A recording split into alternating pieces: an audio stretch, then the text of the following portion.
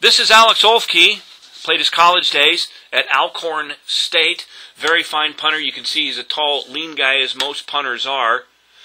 In the pre-kick position, one of the first things that you should do as a punter is always anticipate a bad snap, because I guarantee you when you're playing days, sooner or later you are going to get a bad snap.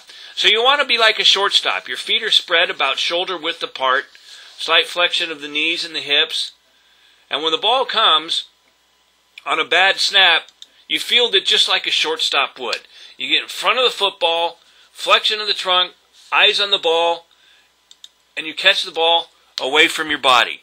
A lot of beginning punters catch the ball in their body, and that takes way too much time because then they only have to position it outside. Try to keep the ball as far away from your body as possible and not catch the ball in your body. Immediately position the football directly outside the kicking leg. Now I say outside the kicking leg because it should be in a position about where you're shaking hands. Or if you're carrying a briefcase or a suitcase, it's with that angle. You don't want to get the ball too much inside, because on your final step, and we can't see it from this angle, but on your final step, your left foot is actually going to seek the midline of your body. So if you drop the ball right in front of your kicking foot, there's a good possibility that the ball will end up in the middle of your body, and then you'll have to chase it. You'll have to swing across your body to hit it. Won't really go into that because, again, this is from a side angle and not from a front angle. But nonetheless, the first thing you should do is position the football right to the outside of your kicking leg. Now, there's various ways to hold the football. You can see that Alex holds the football with his hand somewhat underneath and a little bit to the side of the ball. A lot of punters hold the ball underneath. A lot of punters hold the ball on top. I teach that it's just like a baseball pitcher. Baseball pitchers have different grips for different balls.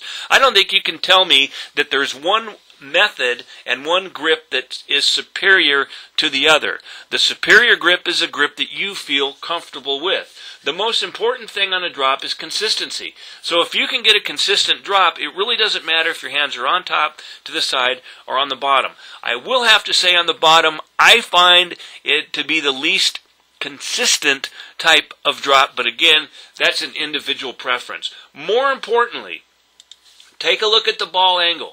On dropping the ball is pointed down slightly and slightly inside. We can't really see it on this angle, but the tip of the ball is slightly inside. And the reason for that is, on contact, when your foot is in plantar flexion, it's pointed down and in.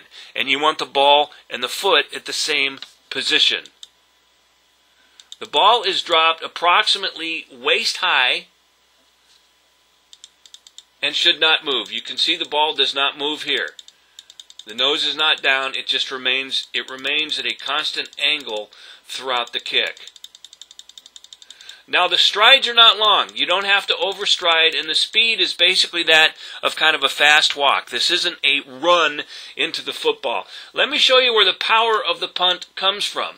Now on the kick, if you've seen some of the kicking videos, the power of the kick came from the backswing. The power of the kick came from the foot being way back here and then swinging way over here to hit the football, okay? That is not the case on the punt. The punt does not have that big of a backswing. The power of the punt comes from the thigh right here leading the way. The thigh leads the way, and basically this is just flexion from the hip. Notice that there's just flexion from the hip, and all the thigh does is just rotate on the axis from the hip, okay? So there is basically neither flexion nor extension, if you will, although anatomically or biomechanically you can probably argue me on that, but for our purposes, I just want to show that from here it's basically just a rotary motion at the hip. Now, the thigh leads. This is the point I'm trying to make. The thigh actually leads here, and the power of the kick then comes from the lower leg action.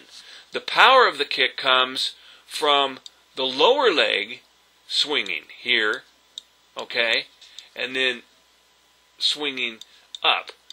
So, the power of the kick of the punt comes from two areas. One is we have the rotation of the hip that controls the upper leg, and secondly, we have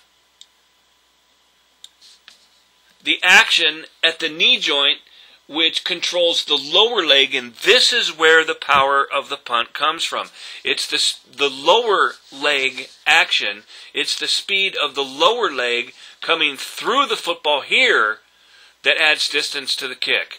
So if you see this, the thigh basically doesn't have much to do with it. It is the lower leg coming up. Now at contact, the foot is the same angle as the football, and in punting, the toe is still up here. The toe is still down, excuse me. It comes up a little bit here. But check out the follow-through.